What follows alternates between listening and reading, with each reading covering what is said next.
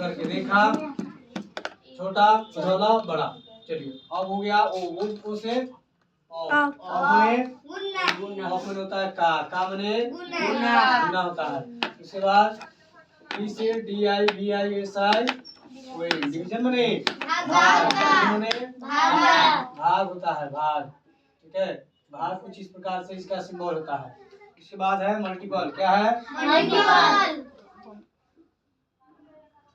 Multiple. Multiple मैंने होता है गुना का क्रिया होता है इस तरह से।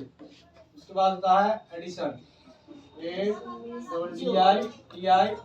एडिशन मैंने जोड़ होता है। जोड़ होता है। उसके बाद सबट्रैक्शन।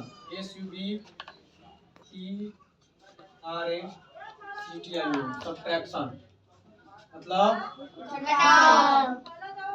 घटाओ नहीं, घटाओ का सिंबल कुछ इस तरह से हो गया। जब भी हम लोग क्रिया करते हैं हमारा कोष्ठ कुछ इस प्रकार से रहता है। पहले रहता है बड़ा कोष्ठ, उसके बाद मझौला कोष्ठ, उसके बाद छोटा कोष्ठ, बीच में रेखा कोष्ठ होता है। कुछ इस प्रकार से सिंबल होता है। सबसे पहले हम लोग पढ़े बोर्ड मास की नहीं। बोर्ड मास में BODMAS। बी से ब्रैकेट यानी किस प्रकार के एक में